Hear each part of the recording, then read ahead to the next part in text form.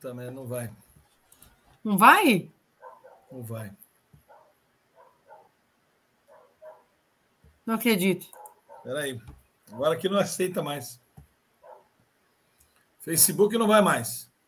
Mas e Vamos o lá. YouTube? Estou indo aqui, vamos. Vai.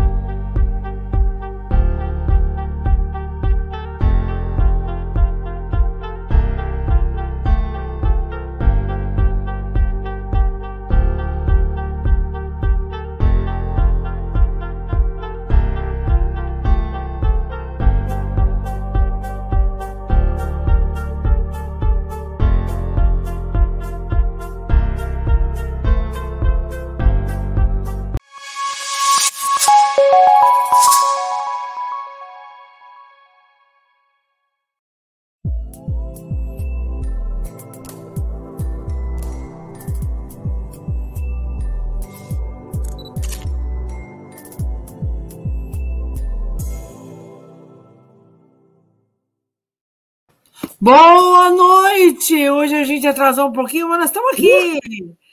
Meu Deus! Mas já conseguimos. Desculpe, senhores, tivemos um contratempo técnico. Lógico. Está tudo certo. Sejam bem-vindos ao nosso 23º episódio da Nota Aí. Tivemos um contratempo técnico, uns 15 minutinhos de atraso, mas não tem problema, nós terminamos 15 minutinhos depois. Depois. Não tem problema não, tá bom? Se você ficou esperando aí e não conseguiu esperar, depois assiste a gravação que estaremos aqui, né? 23º episódio da Nota Aí. Deixa eu até me arrumar aqui, que eu estou torto aqui. 23º episódio do Anota Aí. Hoje, senhores, nós temos um convidado aqui. Especialíssimo, mais um convidado especialista. Semana passada estávamos aqui com o doutor José Roberto Leite e hoje estamos aqui com o doutor Osmar Ribeiro Colás, meu professor, um dos meus professores do curso de Medicina Comportamental, um dos maiores especialistas que eu conheço sobre hipnose e estados alterados de confiança, de consciência. Nós vamos trazer aqui professor querido Osmar Colás. Como vai, meu amigo? Ele no meinho. Como vai, Pavani? É um prazer estar com vocês aqui, com você, com a Márcia. Eu peço desculpa aos ouvintes pelo contratempo, que foi culpa minha. Coisas da idade ligadas ao sistema de informática. Tá tudo certo. Tá tudo certo. Então, temos aqui, só para você saber, Osmar, olha, já temos aqui Fernanda Jordão Magalhães, seja bem-vinda, Fernanda. Muito bacana ter sua presença aqui. Silvia Takal, também, Good Vibes, obrigado por estar aqui. Galese, Silvia Galese, como vai? Tudo bem? Seja bem-vinda também. Laís Feitosa aqui, também conosco. Fernanda Jordão de novo aqui. Estão entrando alguns aí que saíram por conta. Acho que a plataforma do YouTube, do Facebook não está transmitindo pelo nosso atraso. Mas, enfim, depois a gente coloca a gravação lá. Querido, muito obrigado por estar aqui conosco. Privilégio ter você. Sabe que é uma honra muito grande ter você aqui. Você me deu uma das aulas mais impressionantes lá no curso de Medicina Comportamental, onde ele deu uma demonstração de hipnose. Mas antes da gente começar, fala um pouco de você, querido. Quem é Dr. Osmar Ribeiro Colás? Bom, eu sou médico, sou ginecologista de formação, especialista em ginecologia e obstetrícia, com mestrado mais em obstetrícia. Fala um pouquinho mais alto, doutor, um pouquinho mais alto só. Um pouquinho mais alto, tá. Eu sou médico, sou ginecologista, formado em 1979, ou seja, lá se vão 43 anos, né? E militei a vida inteira na ginecologia, mas um determinado momento na minha vida eu percebi que a ginecologia é uma das especialidades que cujos componentes psicossomáticos estão muito frequentes, estão muito presentes, né? Então, foi nesta época, já uns 30 anos atrás, né, que eu comecei a querer ter algum tipo de atuação um pouco mais intensa dentro do psique destas mulheres que eu atendia. Não só na vida, né, na ginecologia geral, mas principalmente dentro das disfunções, dos distúrbios sexuais, que são muito comuns. Então, foi nessa época que eu comecei a me dedicar um pouco mais à hipnose, à programação neurolinguística e todas estas formações ligadas aos estados modificados de consciência. Eu quero só lembrar que o primeiro curso de hipnose que eu fiz foi na minha faculdade, em 1978, ou seja, antes de eu me formar, eu tive aula na minha faculdade com os meus professores de psiquiatria, que tinha disciplina na minha faculdade de hipnose clínica. Então, foi o primeiro contato meu com hipnose. Eu acho que por isso que eu consegui, que eu tive essa vontade intensa de trabalhar com a hipnose associada como uma prática complementar, a meu ver. Então, a hipnose é considerada pela medicina como uma terapia complementar? A hipnose, ela não é só considerada pela medicina. Na realidade, a hipnose ela é uma prática complementar e integrativa, tá certo? A hipnose sozinha, ela não é muito boa para tratamento. Ela pode ser utilizada em psicoterapias, tá certo? Mas em disfunções psicossomáticas tal, nós precisamos olhar as pessoas dentro de uma visão mais ampla, mais sistêmica, né? E aí a gente tem que ver não só a parte social, a parte medicamentosa, a parte orgânica, e o psique, a hipnose, entra também como um fator coadjuvante nessas abordagens. Então, para resumir para o nosso web espectador, o que é a hipnose, doutor Osmar? A hipnose é um estado diferente. Muitas pessoas acham que não é modificado, que não é alternativo, mas é um estado diferente de consciência, tá? Onde a pessoa, neste estado, desenvolve uma série de fenômenos. Entre estes fenômenos está um aumento da suscetibilidade, da sugestionabilidade dessa pessoa. Um outro fenômeno que está presente é a capacidade de focalização de atenção naquela experiência que está sendo fornecida para a pessoa. Ou seja, se eu falo para você se imaginar numa praia, você consegue focalizar e vivenciar essa experiência com muito mais amplitude, com muito mais refinamento. Tá? Isto são os fenômenos gerais. Agora, existe uma série de outros fenômenos ideossensoriais, que é onde modificam as percepções, né? Tato, gosto, paladar, tudo isso pode ser modificado. Ideomotoras, tá certo? Que a gente usa muito, né? Na comunicação, nós estamos nos comunicando aqui, e a Márcia, de vez em quando, faz assim. Ó. Isso é um estado inconsciente de aceitação do que está sendo dito. É um fenômeno ideomotor, né? E existem os fenômenos psicoimaginários, que são o aumento da capacidade de memória, da capacidade de buscar experiências passadas. Se você consegue lembrar de uma coisa com maior facilidade, e se você consegue entrar naquela experiência, reviver aquela experiência num sentido amplo, tá certo? Você é o que a gente chama muitas vezes de estados regressivos. Ou seja, na realidade, você está fazendo um resgate cognitivo daquela experiência. Tá? Hoje chama-se resgates cognitivos.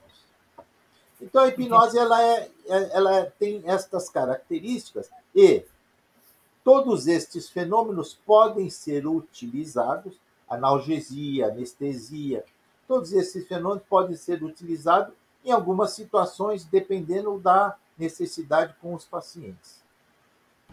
Entendi. Doutor, deixa eu fazer uma pergunta de leigo, que eu acho que é uma curiosidade das pessoas.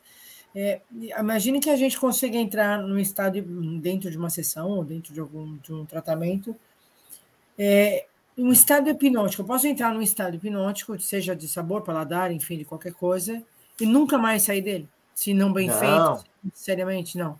Não, você pode ficar tranquilo. Se eu faço uma indução hipnótica com você, tá? Ela é contextual, você está permitindo esta comunicação. É uma permissão sua. Não existe uma hipnose sem a permissão do paciente. Sim. Se eu desmaiar, se eu morrer do lado, você vai sair do transe na hora e vai me ajudar, vai me socorrer. Então, é contextual. É a mesma coisa, imagina que você está andando no ônibus, você está sentada do lado da janela, e você está pensando na vida, aquele barulhinho do ônibus, aquelas coisas passando do lado, tal. Então você começa a pensar na vida, como foi bom meu casamento, eu lembro ainda da lua de mel. Você começa a vivenciar aquelas experiências e a tua fisiologia libera os hormônios próprios daquele dia, daquele momento que você vivenciou aquela experiência. Isso é um fator importante da hipnose em psiconeuroimunologia. Mas o que eu estou querendo dizer é que vamos imaginar que você está nessa experiência toda e, de repente, alguém estranho senta do seu lado. Na hora, o seu centro, existe aqui um observador oculto na gente, esse observador oculto fala, opa, alguma coisa estranha está saindo, te tira do transe e você volta para a realidade, né? Para a realidade de momento. Tá? Então, a hipnose ela não é uma coisa que você não sai mais. Isto não existe. Tá? Não existe. Porque existem mitos sobre a hipnose, né? Então, vamos fazer uma pergunta de leigo, né? Que as perguntas, eu vou entrar na hipnose, eu tenho medo, porque nunca mais eu vou sair daí, sei lá, enfim, né? Por isso a pergunta. Eu me lembro que quando a gente estudou isso, e eu já trouxe aqui uma outra pessoa para falar sobre hipnose, que é o nosso colega o Carlos Lambiase, que foi seu aluno também, e ele atua com hipnose. Eu me lembro que a gente debateu bastante a questão do ceticismo, que nem todo mundo é hipnotizável, né? Nem todo mundo é hipnotizável. Mas eu lembro que o senhor falou que todos são hipnotizáveis. O que muda é a sugestionabilidade. Tem pessoas mais sugestionáveis e pessoas menos sugestionáveis. E o menos sugestionável talvez seja mais difícil. Me explica aí o quanto esse... Qual é a diferença, né? Olha, quando a gente vai ver a hipnotizabilidade, a capacidade de uma pessoa entrar em hipnose, tem dois fatores. Um é a suscetibilidade. A suscetibilidade, ela é biológica, ela independe de sexo, de raça, de nível cultural. Hoje a gente sabe que existem locos de DNA que são marcadores de aumento de suscetibilidade às sugestões. Então, isso é biológico, é da pessoa. Então, a Márcia pode ser uma pessoa extremamente suscetível à hipnose. Mas existe o outro lado, tá? Que é a sugestionabilidade. Suscetibilidade é uma coisa. Sugestionabilidade está ligado à nossa relação, ao rapport entre os dois, entre o sujeito hipnótico e o hipnotizador. Então, se, por exemplo, a Márcia, por um acaso, ela não gosta de barba, ou não gosta de velho de óculos, careca, não adianta, ela não vai ter simpatia, não vai ter a empatia bilateral. Então, ela não vai, a nível mesmo inconsciente, ela não vai se permitir entrar em hipnose comigo. Pode ser que com uma outra pessoa que ela tenha um rapport maior, que ela se sinta tranquila, nesse momento ela pode entrar em transe hipnótico. Então, são os dois fatores. Existe o fator biológico, que é importantíssimo, existe o fator contextual. Contextual, às vezes, é a necessidade. Tem pessoa que, às vezes, fala, não sou hipnótico, não sou. De repente, a pessoa está num momento muito grave, muito importante da vida, que ele termina não tendo outra saída. Então, é como se ele termina aceitando pela contingência, pela situação de momento, não é? Então, esta necessidade e a capacidade de ligação, de rapport entre os dois é que faz a sugestionabilidade.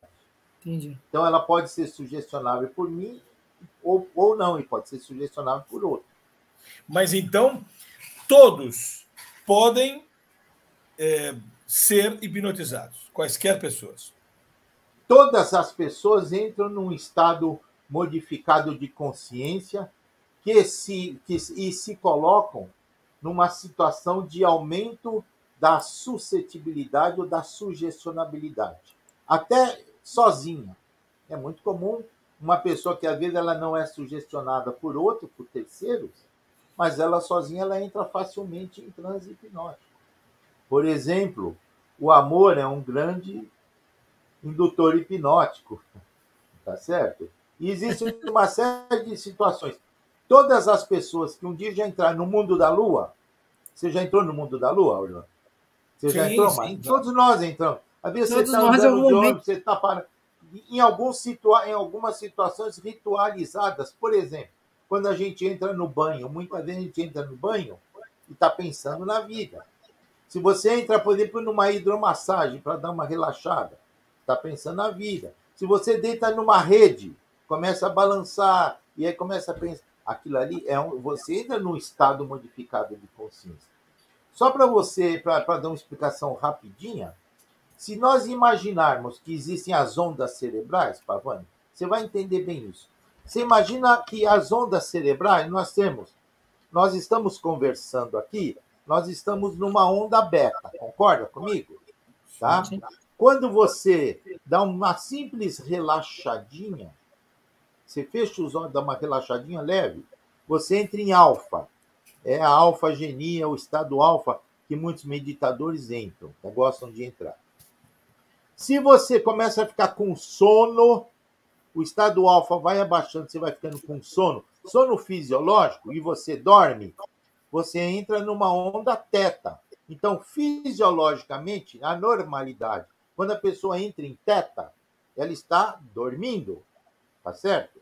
Agora, se eu fizer algum procedimento e faço você acordado descer para teta ou até para delta, que é mais baixo ainda, você está num estado anormal fisiológico. Você está num estado diferente, aonde você deveria estar dormindo, mas você está acordado. Só que o funcionamento do seu racional não é o mesmo. Então, o teu sistema lógico, racional, ele fica confuso, ele não fica normal.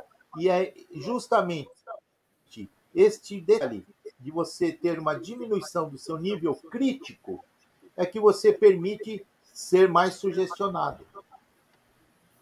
Entendi. E aí, essa sugestionabilidade permite que os espertalhões do pedaço acabem fazendo a tal da hipnose de palco, que é o que macula a credibilidade do trabalho. Você não acha, doutor Osmar, que essas demonstrações de hipnose ridicularizam o fundamento científico, porque acabam fazendo coisas que tornam-se engraçadas, para não se dizer. Engraçadas é um jeito minimizador, assim, mas tornam-se assim, tão pitorescas que muitas pessoas falam: não é possível que isso esteja acontecendo. O cara coma cebola, por exemplo, e assuma que está comendo uma pera. Olha, infelizmente, isso que você falou é verdade. No entanto, a pessoa come a cebola pensando que é pera de verdade. Veja bem, o fenômeno é verdadeiro. O fenômeno é verdadeiro. Induzir um estado de hipnose, Pavani, é muito fácil. Sabe, induzir um estado de hipnose é muito fácil. O difícil é saber como aplicar, qual é o fenômeno que me interessa. Por exemplo, se eu vou fazer uma hipnose para uma pessoa que está com dor no ombro e eu quero aliviar a dor, não me adianta querer fazê-la lembrar do passado da vida dela, porque isso não importa. O que me importa é o fenômeno da anestesia. Agora, se eu estou tratando uma pessoa que tem um trauma sexual, que aconteceu alguma violência sexual, alguma coisa na infância, eu não me interessa o fenômeno da anestesia, me interessa o fenômeno da hipermemória, que é dela ir buscar a hipermnésia, ela ir buscar a experiência que ela viveu anteriormente e entrar dentro desta experiência, revivê-la emocionalmente, e a partir daí eu consigo acessar e eventualmente modificar aquela experiência passada, fazendo o que nós chamamos de ressignificação de uma vivência simbólica. Deixa eu fazer uma pergunta, então. A gente pode considerar, então, a hipnose um efeito placebo para algumas coisas ou para tudo? Não, a hipnose ela pode ser um efeito placebo, mas porque o efeito placebo nada mais é do que uma sugestão. Sim, Tá parece certo? por isso eu O pergunto. efeito placebo nada mais é. Só que a hipnose ela tem procedimentos bem estabelecidos, e estes procedimentos bem estabelecidos é que se denominam indução hipnótica. Toda hipnose tem que ter uma indução hipnótica. Existe a auto-hipnose, existe a pessoa entrar num estado modificado de consciência espontaneamente, mas se alguém diz eu estou fazendo hipnose, eu estou utilizando procedimentos para levar você a um estado modificado de consciência. Nesse estado modificado de consciência, eu vou ver qual é o fenômeno que me interessa. Se eu Sim. quero mudar a percepção de dor, se eu quero mudar a tua percepção de cheiro, se eu quero mudar a sua percepção de sabor, se eu quero mudar a sua percepção de audição, se eu quero mudar a sua percepção de vestibular, se você está em pé, fica com a sensação, tá? Se eu quero mudar a sua percepção de conseguir contrair ou de conseguir de dobrar um braço, por exemplo, tá certo? Quer dizer, Motora. é- é- Então, é- a sua fala, para nós instruirmos quem está nos assistindo, o estado alterado de consciência tem o poder de alterar estruturas de percepção. Esse é o ponto, né? Estrutura de percepção. também, também. Eu posso modificar. Veja bem, Márcia, eu vou dar um exemplo para você, Márcia. Sim.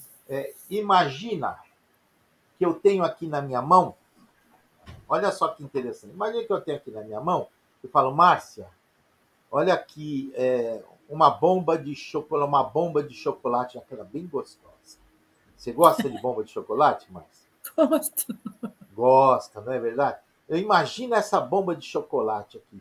Imagina que você está pegando essa bomba de chocolate, Márcia, olha, você está olhando para ela, o que você está sentindo? O que acontece quando você focaliza nessa atenção? Saliva. Começa a Saliva. salivar, não é verdade? Sim, O que sim. eu estou fazendo? Eu estou resgatando de você uma experiência que você já tem.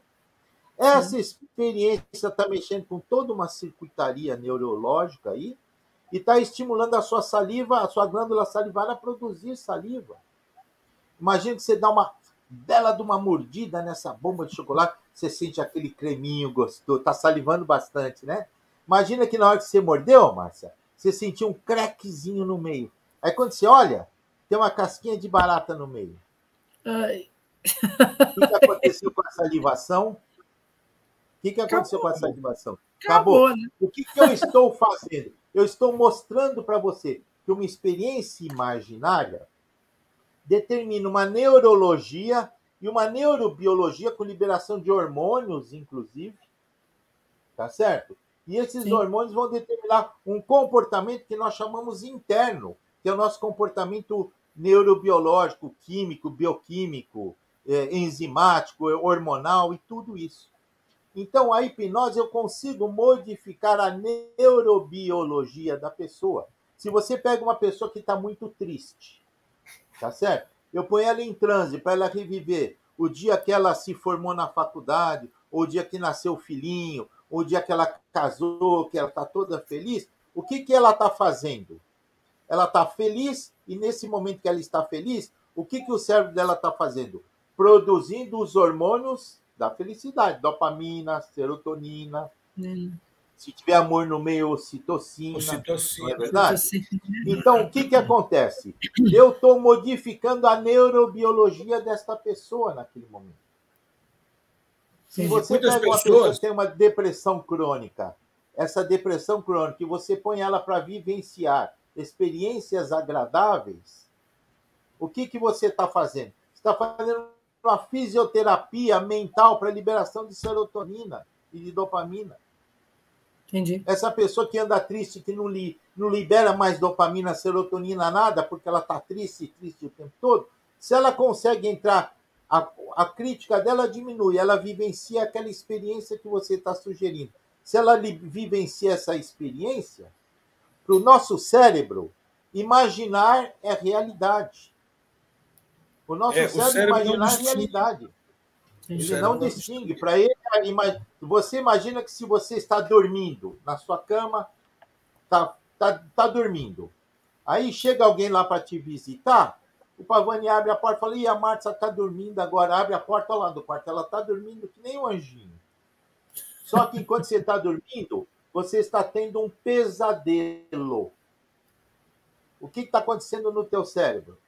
Você está liberando adrenalina, noradrenalina, todos os hormônios do estresse. Você está feliz, você está relaxando. Quem olhou socialmente falar, ela está descansando. Biologicamente, a tua realidade interna é outra. A hipnose faz isso. Ela modifica a sua realidade interna em várias situações, dependendo do que nós queremos fazer com aquele paciente. Entendi. Aproveitando o que queremos fazer com aquele paciente, tem uma pergunta aí, Pavani. Antes de fazer a pergunta da Fernanda, deixa eu colocar duas coisinhas aqui que são importantes. Eu me lembro que muitos dentistas, por exemplo, utilizam a hipnose para poder fazer procedimentos minimizando a capacidade de sentir dor.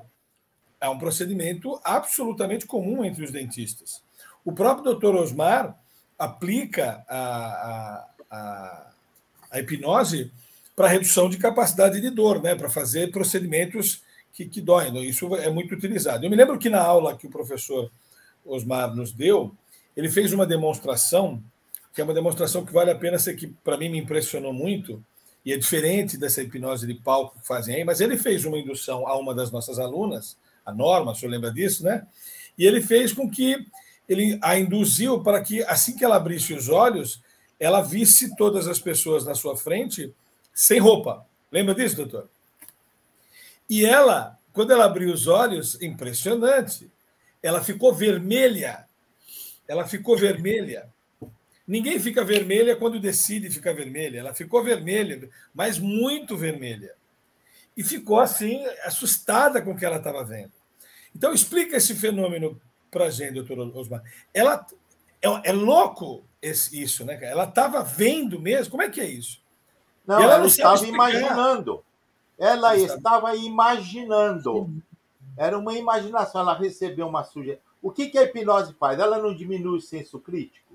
Diminuiu o senso crítico. Quando ela diminuiu o senso crítico, a pessoa aceita a sugestão como se fosse verdade.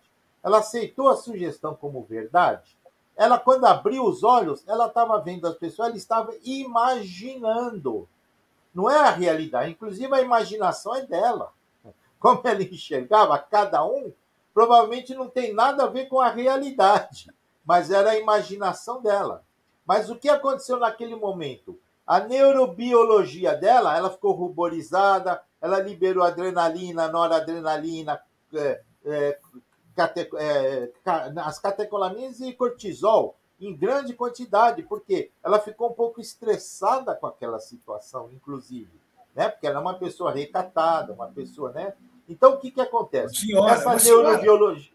Essa neurobiologia dela foi de acordo com a experiência imaginária que ela estava tendo.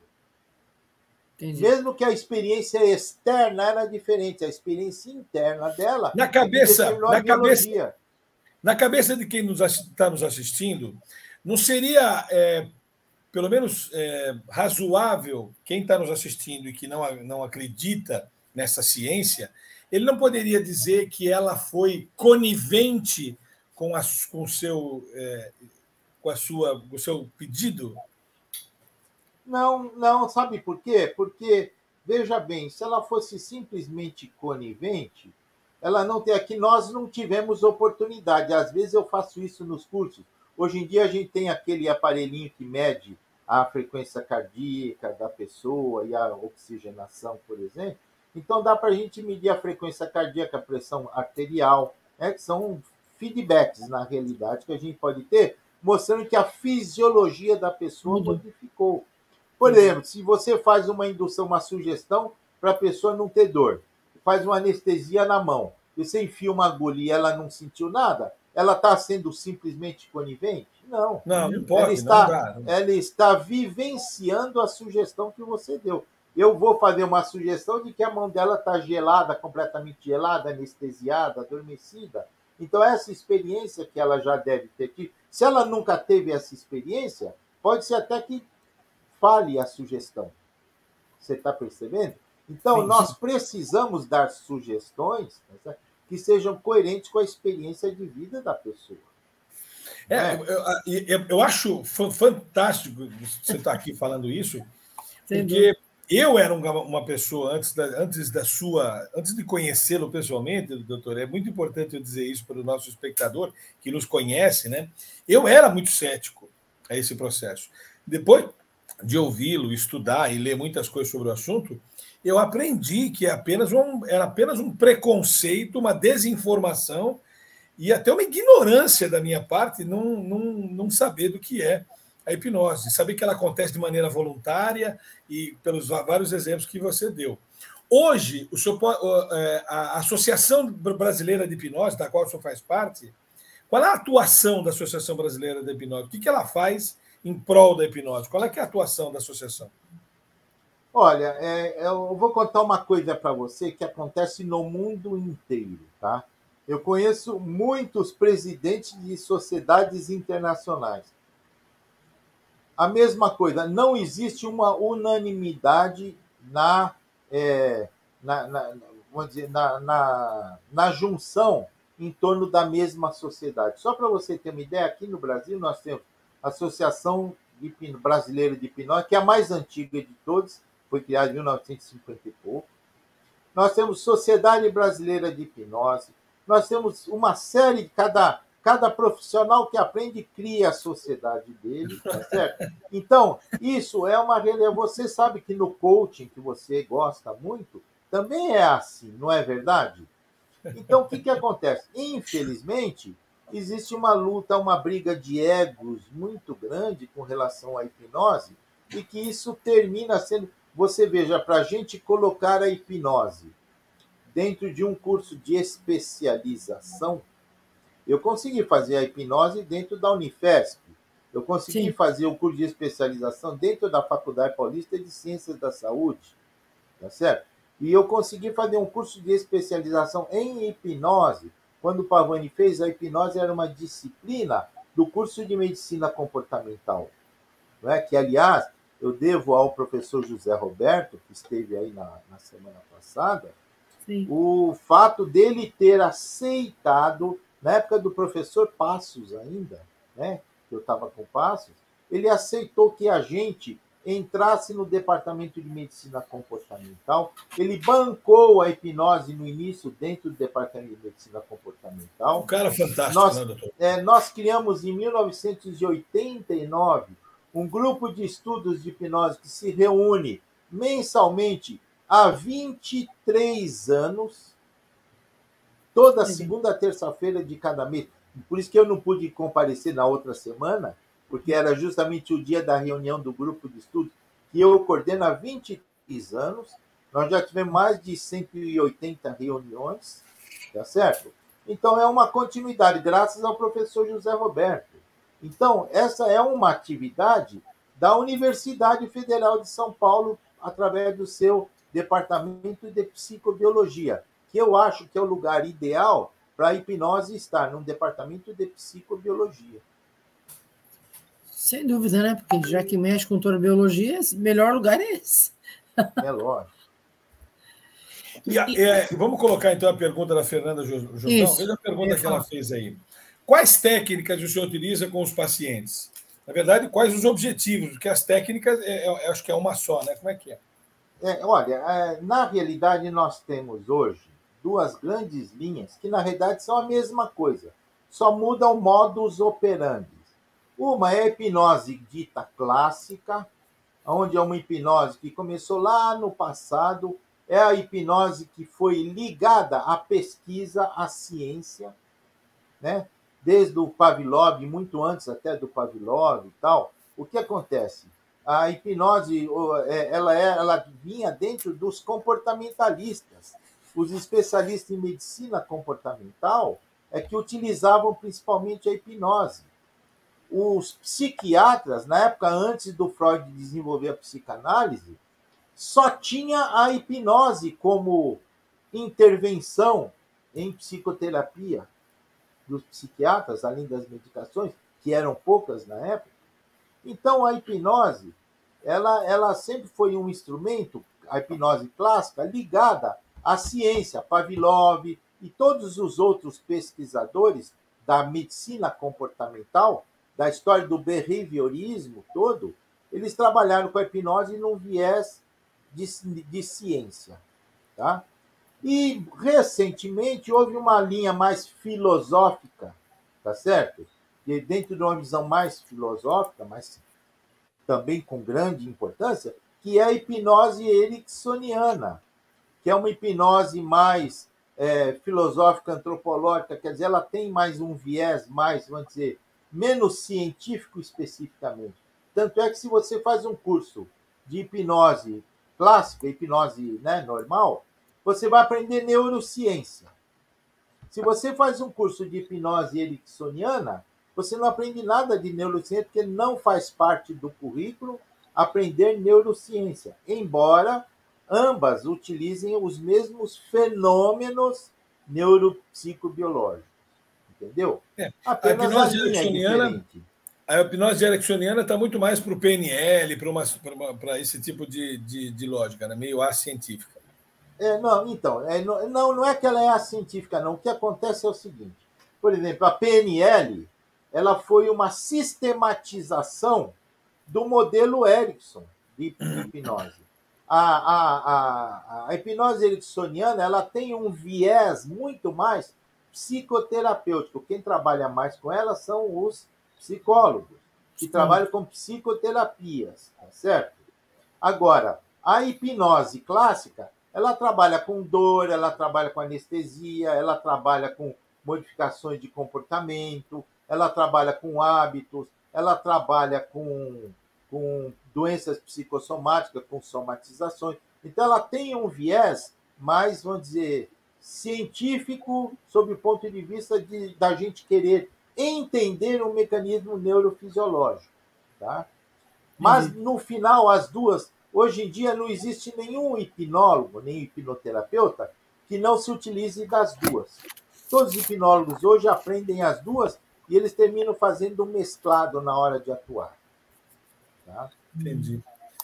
Onde é que a gente...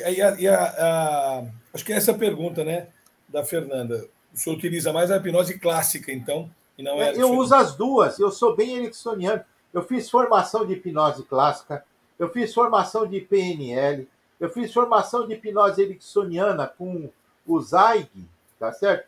E com Ernest, com o Ernest, que foi o cara que trabalhava mais com a psiconeuroimunologia. Então, o que acontece? Eu tenho todas estas formações. Agora, quando você vai dar um curso, você imagina quando nós fizemos lá a gente fazia uma demonstração técnica da hipnose no curso. Você tem que fazer, não é verdade? Você vai fazer um curso de hipnose, não demonstra, não adianta. Eu não posso usar hipnose ericksoniana lá, porque não dava tempo. Tinha que ser uma hipnose rápida. Tinha que ser técnicas rápidas de hipnose, que você viu, você aprendeu, você, sabe, eu ensinei para todo mundo. Alguns, lógico, têm uma facilidade maior, da mesma maneira que PNL. Alguns têm a facilidade maior de se comunicar, outros têm uma dificuldade maior, mas, na realidade, a hipnose é uma forma de comunicação efetiva. Você determina um estado modificado de consciência e utiliza uma forma de comunicação efetiva, aí que muitas vezes a hipnose sistematizou toda a hipnose ericksoniana, né? Lembrar que a hipnose ericksoniana veio antes da PNL. A PNL foi um modelo do Milton Erickson que foi modificado, que foi compilado pelos autores da programação neurolinguística na época, pelo Richard Bandler, tá certo? Então, o que acontece? Na realidade, elas se complementam, elas são juntas. Elas andam juntas. Entendi. Que você vai aqui o doutor Cleidimar está comentando aqui do senhor, deve ser o seu conhecido, Cleidimar Ribeiro. Seja bem-vindo, Cleidimar. Doutor Osmar, você já deve ter experienciado essa técnica que até a Fernanda está falando aqui, de respiração holotrópica, ou a respiração do renascimento. De Leonardo. O que o senhor tem a dizer sobre isso? Olha, são respirações que modificam a tua neurofisiologia, porque elas modificam a tua oxigenação cerebral, tá certo? Nós trabalhamos muito com o condicionamento psicofisiológico, tá?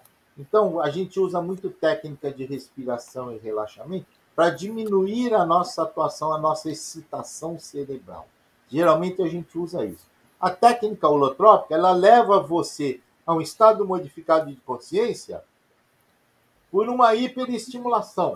Por exemplo, vamos imaginar, eu vou dar aqui, eu vou criar uma escala. Vamos imaginar que numa escala de 5 a 8, de 5 até 8, seria o nível normal de funcionamento do nosso raciocínio lógico. 5 a 8. Então, nós estamos conversando aqui entre 5 a 8. Tá? Se a gente começa a relaxar, diminuir, passar abaixo de 5, eu vou entrando numa diminuição da minha atividade neurológica e eu vou entrar daqui um pouco num estado de aumento da diminuição do meu senso crítico. E como diminui meu senso crítico, eu fico mais suscetível, mais sugestionado. Agora, vamos imaginar que eu tenho um monte de estímulo. Vocês já viram, por exemplo, o lutador de luta livre, quando eles vão lutar, que o cara bate na cara, bate, não sei o que, aquele monte de estímulo?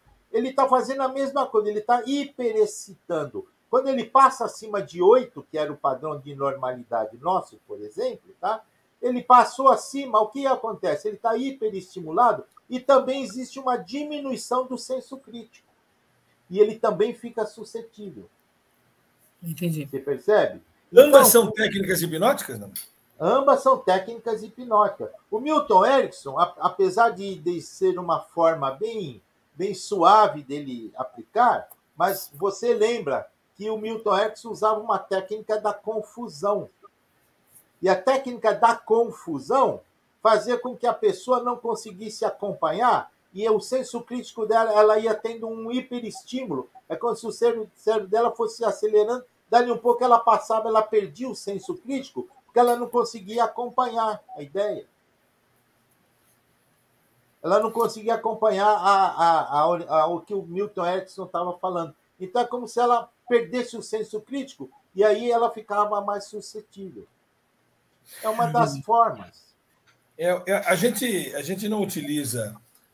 nós damos um treinamento comportamental, a gente não utiliza a técnica de respiração holotrópica, até porque a gente acha que isso é um procedimento que deve ser feito no máximo individualmente. O que o senhor me diz da hipnose grupal, dessas demonstrações de campos hipnóticos que funcionam para várias pessoas? Olha, Avani, é o seguinte. Primeiro tem, num grupo, você imagine que num grupo de 10 pessoas, você vai ter ali umas 2 a 3 pessoas que são extremamente suscetíveis à hipnose, extremamente suscetíveis. Você não precisa fazer muita coisa para ele entrar no estado de transe profundo. Você vai ter um outro grupo de 2 pessoas que são muito pouco suscetíveis, porque elas, por algum motivo, não criaram rapport ou não tem a biologia dela, não é tão suscetível como aquelas outras 3 são muito suscetíveis. E você tem no meio aí umas 4 pessoas, tá? Uns 40%, que tem graus variados de suscetibilidade. Então, quando você trabalha com grupo, trabalha com hipnose em grupo, tá? A gente tem que tomar alguns cuidados. Por quê? Porque, às vezes, como eu quero induzir o grupo todo, eu me esmero mais em tentar aprofundar para pegar aqueles que são menos suscetíveis. Só que, eventualmente, aqueles que são muito suscetíveis podem ir muito profundamente, podem desenvolver até fenômenos desagradáveis, que são chamados abreações. Então, é muito comum a gente estar trabalhando num grupo e às vezes você está fazendo só um relaxamento, só uma respiração e relaxamento que você aprendeu na medicina comportamental, Pavone. Aquele simples relaxamento. Uma pessoa que é muito suscetível, Se ela está passando por uma dificuldade em casa, por exemplo, na hora que ela diminui a atividade, o senso crítico dela, ela entra naquela experiência desagradável e ela vai começar a chorar, ela vai passar mal, ela vai ter uma crise nervosa ali. Isso acontece. Então, a hipnose em grupo, ela tem que ser usada com cuidado. E quem utiliza tem que estar preparado para lidar com as abreações. Quando eu vou dar aula em faculdade, em grupo, eu gosto de fazer a hipnose em grupo. Eu gosto de fazer. Só que eu já estou acostumado a perceber. Se eu percebo que tem alguém que está entrando muito profundamente ou que está desenvolvendo uma abreação, tá certo? Eu chego Sim. perto desta pessoa e gerencio, tomo conta daquela abreação, para não fazer com que ela se sinta mal naquele momento. Você percebe? Entendi. Então, Entendi. isto tem que ser feito. E esse é o tipo de um comportamento que muitos hipnólogos não fazem. Às vezes eles fazem uma indução num grupo, tá certo? E tem pessoas que passam mal, que saem com dor de cabeça. E a pessoa Sim. sai depois lá fala: ah, eu fiz, eu fui bem, mas nossa, eu tive uma sensação estranha, passei mal, tive dor de cabeça. Teve mesmo, ela teve uma abreação, que pode ser maior ou menor. Tem pessoas que pode ter uma pessoa que já tem, que é vamos dizer, que ela já está na margem ali da psicose, tá certo? Né? Ela pode ter um surto psicótico. Como ela pode ir numa igreja e ter um surto psicótico na igreja, ou ela pode estar num campo de futebol e ter um surto psicótico no campo de futebol. Ela pode ter em qualquer lugar. Mas se ela tiver um surto psicótico enquanto você está fazendo um procedimento de hipnose, você tem que estar como profissional, você tem que estar preparado para lidar com isso. Entendi. Doutor, tem aqui algumas perguntas da Fernanda, que vou reproduzir rapidamente. Tem também o Leandro que quer fazer uma perguntinha. Olha aqui, a Fernanda falou. Ela não conhecia a técnica de hipnose clássica, mas o processo é semelhante ao que ocorre com a hipnose ericksoniana, que utiliza a PNL. Ela complementa aqui. A impressão que ela ficou é que a hipnose clássica tem um comando mais rápido. É isso? A hipnose clássica, ela utiliza procedimentos, tá, que desenvolvem aquelas mudanças que eu falei, aquelas mudanças de nível, tá certo? Neurobiológico, mais rapidamente, tá? É lógico, ela é realmente uma hipnose mais impositiva.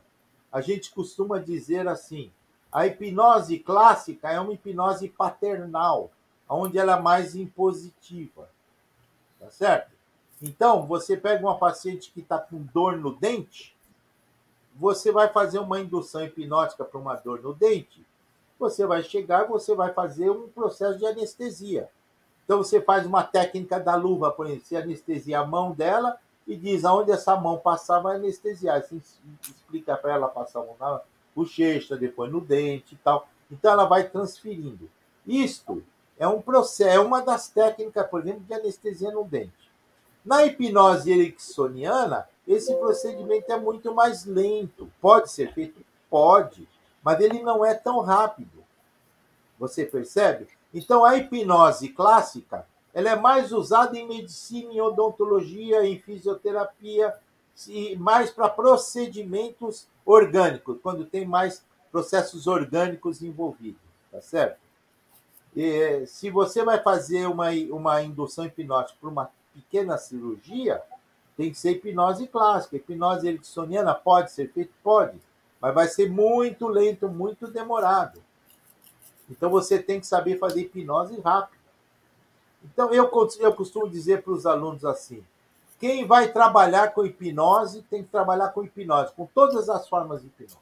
Quem sabe hipnose clássica, hipnose ericksoniana, por quê? Porque tem paciente que ele prefere ter um procedimento ericksoniano, ele não gosta de ser mandado. A gente diz que hipnose clássica é paternal, a hipnose ericksoniana é maternal. Certo? Então, tem isso. Você pega, por exemplo, uma pessoa, um militar, não adianta fazer hipnose ericksoniana, tem que fazer hipnose paternal, e ele entra mais facilmente em hipnose paternal. Entendi. Tem uma outra pergunta aí, amor. O Leandro. O Leandro perguntou o seguinte, e a Fernanda agradeceu já colocou aí, compreendeu. Obrigado pela sua didática explicação. O Leandro perguntou o seguinte, ó. É possível, através da hipnose, ajudar uma criança de 8 anos a acelerar o sono para dormir? Existe algum risco?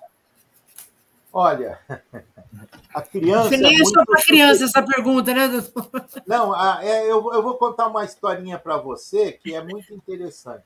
Todos vocês fizeram isso, hipnose em criança. Né? Você imagina que você está com seu filho no colo, seu filho cai no chão, por exemplo. Ele caiu no chão e começa a chorar de susto. Aí você chega, você afaga, você faz aquela maternagem e tal, e ele vai acalmando. Se você larga ele no chão, ele continua sentindo dor, ele vai reclamar muito mais. A hipnose em criança funciona. E existem algumas crianças que são condicionadas. Eu vou contar uma historinha para vocês muito interessante. A minha filha, quando era pequenininha, eu sou divorciado, então ela vinha dormir comigo no final de semana. E ela gozava porque era a cama diferente, tal, ela às vezes não conseguia dormir direito. Então eu brincava com ela, eu falava assim: papai vai te dar 10 beijinhos no olhinho, quando chegar no 10º você vai estar dormindo. Então eu começava a ir dar bem devagarzinho assim, só encostava. Ela criava uma expectativa de onde ia mandar fechar os olhos, e ela não sabia onde você ia dar o beijinho. Então você dava uma hora aqui, uma hora na testa, uma hora no olhinho, uma hora no nariz, uma hora na testa. Então você dava os 10 beijinhos. O que acontecia? Antes dos 10, ela já estava ressonando. Por quê? A expectativa, e aí ela, quando ela sentia, ela relaxava. Cada vez que ela sentia, ela relaxava. O que acontece? Ficou de uma tal maneira que ela, depois de, quando ficou mais adolescente, às vezes ela tinha dificuldade de dormir, e eu falava para ela assim: fecha os olhos e imagina ela chamar de beijinho bom. Papai, dá um beijinho bom. E aí eu dava um beijinho bom nela. Sabe o que acontecia? Ela dormia, só de imaginar. Então, o que acontece? Ela ficou condicionada. Então, a criança pode ser condicionada. Tá? E para dormir, é muito bom a gente usar essas técnicas de aumentar a expectativa sem ela saber, e aí você quebra a expectativa, ela dá uma relaxada. Aí ela está esperando a próxima, você toca no outro lugar, ela dá uma relaxada. Você não quer dar beijinho? Pode fazer com toque. Ó, papai vai fazer um carinho. Veja onde que vai ser o carinho. Fecha os olhos, aí você passa na testa. Aí depois você passa no nariz. Aí você passa, sabe? Então, o que acontece? Ela tem uma expectativa e logo depois, quando você dá o toque ou dá o beijinho, a expectativa cai, ela diminui aquela ansiedade. Esse jogo vai fazendo com que ela vá se afundando cada vez mais. É mais ou menos como contar um carneirinho, né? Só de uma maneira muito mais rápida.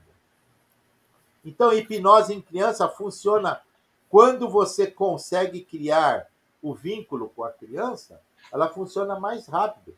Tem técnicas de brincadeira. Por exemplo, uma criança está assistindo um desenho. Você quer que ela vá comer, vá jantar. E ela está assistindo o desenho. Então, você, em vez de falar, vai quer fechar a televisão e tal, sem irritar a criança, você chega para ela, enquanto ela está prestando atenção, fala: isso, olha que bonito, olha o cachorrinho, e olha só o bonequinho, ele vai cair, ele vai, não sei. Você estimula mais a atenção dela ali, e aí você fala: e assim que acabar esse desenho, você vai apagar a televisão, vai para a tua mesa e vai comer sua comida. Bom, o que aconteceu? Em vez de você entrar em conflito com ela, você usou o foco de atenção, que a crítica dela está diminuída. Tão grande o foco de atenção ali, e aí você fez a sugestão. E ela tem muito mais chance de acabar aquilo ali, ela fechar tudo e sentar na mesa e comer. Sensacional. Sensacional. Antes da gente entrar no finalzinho, já estamos acabando aqui já. Mais uma pergunta aí. Nossa, eu atrasei vocês, mas... Não. Passa rápido, acabando, né? não. Passa muito rápido. No finalzinho, doutor, nós fazemos uma vinhetinha aqui. Tem uma outra pergunta. Do que bom, do que tal e do que pena, que bom e que tal. Mas antes disso, tem uma pergunta aqui. Como é que faz um curso de hipnose? O Eliseu está perguntando. Quem é que... Tem mais perguntas no WhatsApp aqui me perguntando. Onde que a gente pode fazer um curso de especialização em hipnose? Precisa de algum pré-requisito? Como é que é? Olha, por conta da pandemia, eu fechei o nosso curso que nós tínhamos na Faculdade Paulista de Ciências da Saúde, e nós estamos organizando para o próximo ano refazer, mas aí é um curso a nível de especialização. É um curso de 360 horas, que eu, hoje em dia, com esse sistema misto, eu vou refazê-lo, em vez de durar 2 anos como durava, para tentar fazer tudo em 1 ano. Mas é um curso que é mais direcionado a Pela profissionais escola, de saúde. será pela escola. Nós fizemos pela Faculdade Paulista de Ciências da Saúde, que é ligada à SPDM, é uma faculdade ligada ao SPDM, que é a gestora da Unifesp, tá certo? Sim. Mas não era a Unifesp. Nós estamos estudando agora para rever qual vai ser, vamos dizer, a faculdade que nós vamos nos ligar. Paralelamente a isso, existem cursos mais simples, mas que também têm, né, dão essa formação, que nós temos, por exemplo, o meu instituto, Marco, nós temos um curso. No Rio de Janeiro, quem é do Rio de Janeiro, tem um curso bom de especialização também, que é de hipnoterapia cognitivo-comportamental, da doutora Cristine Abramo, né? IBH, se eu não me engano. Mas no seu instituto, no Instituto Osmar Colás, existe o curso? Sim. Existe o curso, tá certo? E nós estamos reorganizando. O problema é que com essa pandemia, Pavani, eu não me adaptei tão rapidamente com essa história de, né? E faço até alguns cursos, eu tenho alguns cursos de hipnose, tem um curso de hipnose básica, tem um curso de hipnose mais completo, e o que eu gosto é hipnoterapia cognitivo-comportamental, que é ligando a hipnose dentro da medicina comportamental, dentro das terapias cognitivo-comportamentais, que eu acho que é o lugar ideal da hipnose. Tá? Existe o nome curso de auto-hipnose, hipnoterapia cognitivo-comportamental. Tá? Existe um curso lá meu também, que eu faço, que é de hipnopar, é um curso de condicionamento psicofisiológico para o par.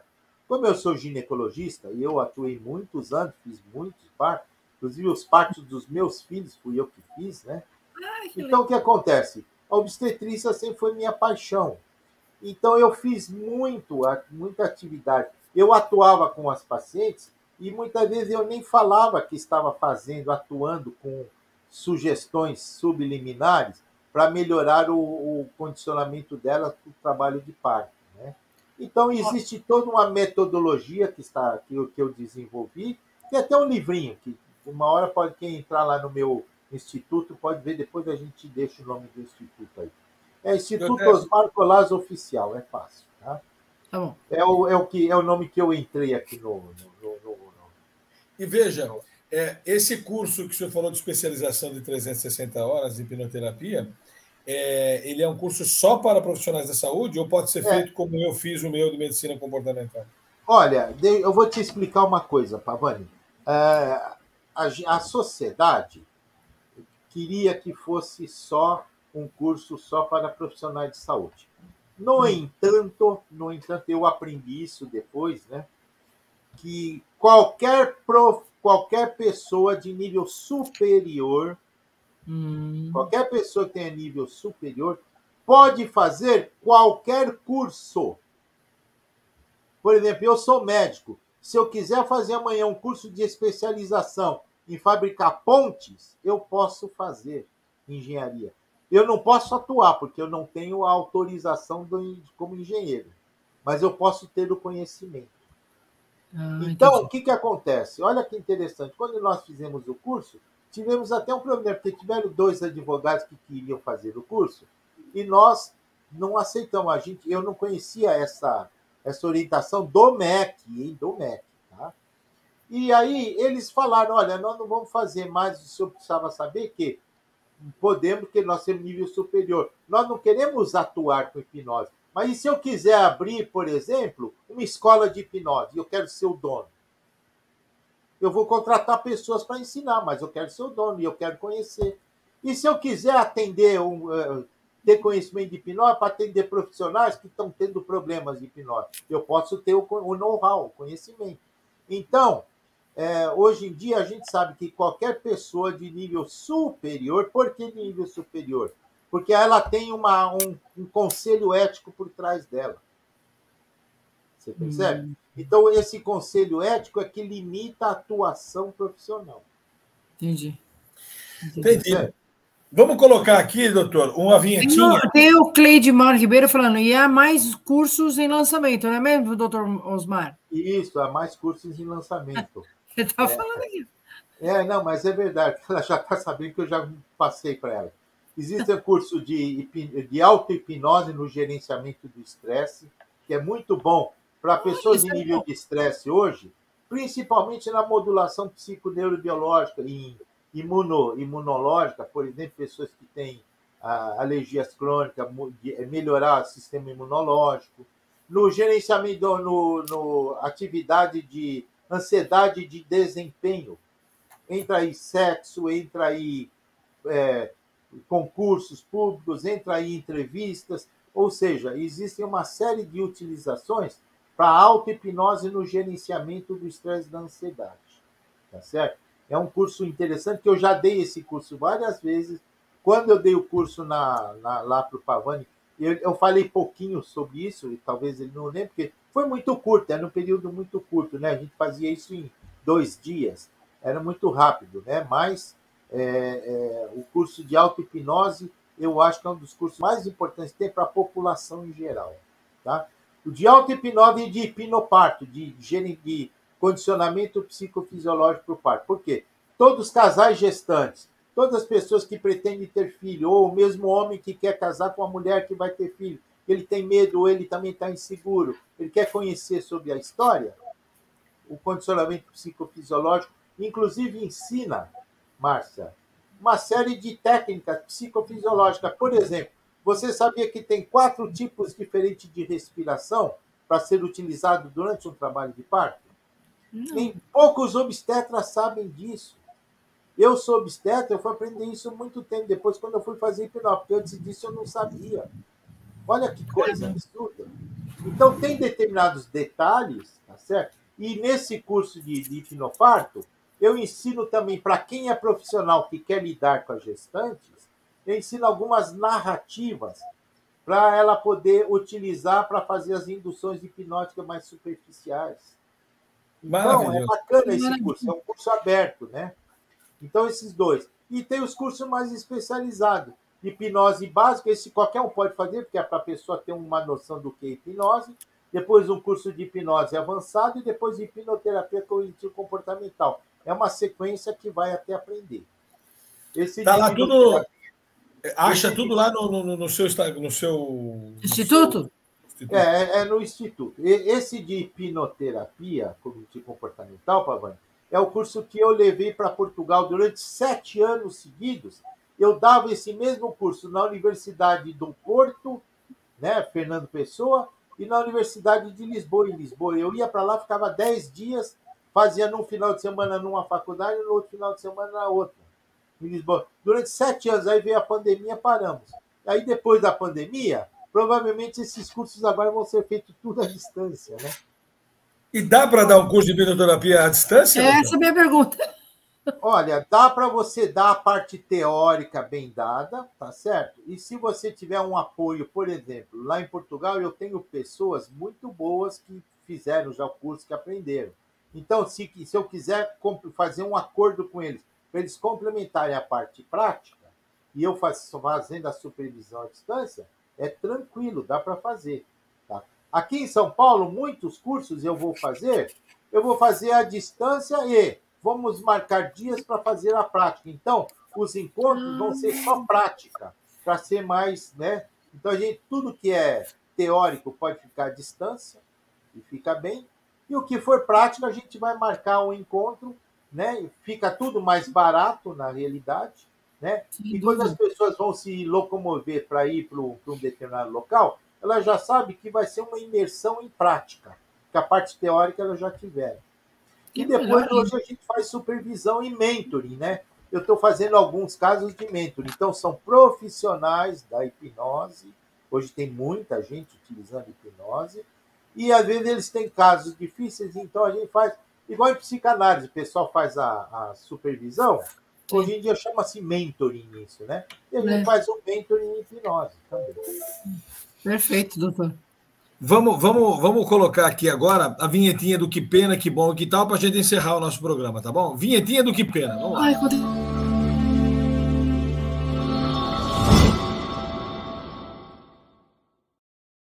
Destaque aí, doutor Osmar, que pena o quê, na sua opinião? Que pena que exista tanta briga de egos entre os hipnoterapeutas aqui no nosso país. Porque nós temos muita gente boa, muita gente diferenciada e muita gente querendo aprender, e eles estão perdidos porque eles não sabem como seguir uma linha, não sabem aonde encontrar esse grupo, né, de professores mais diferenciados, que eles possam se utilizar de uma maneira mais efetiva. Com certeza. Ó, todo mundo já agradecendo aí a gente, Leandro, Cleidmar, agradecendo a gente. Vinhetinha do Que Bom, vamos lá.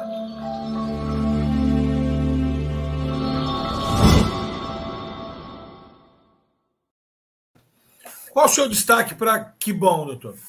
Olha, que bom é que existam canais como o seu, Pavani, que continuam dando a oportunidade para a gente expressar e para a gente apresentar estas metodologias que ainda apresentam, como você falou no início, um pouco de ceticismo, um pouco de dúvida, de questionamentos, e a gente tem a oportunidade, nesse tipo de atividade, de esclarecer, de tirar as dúvidas e trazer tudo isso para o campo científico. Esse que eu acho a coisa mais importante. Trazer para o campo científico. Nós também. Muito obrigado. Essa é a nossa esse embasamento que as pessoas precisam entender, né, doutor? É isso aí. Vinhetinha do Que Tal? Agora a sua sugestão.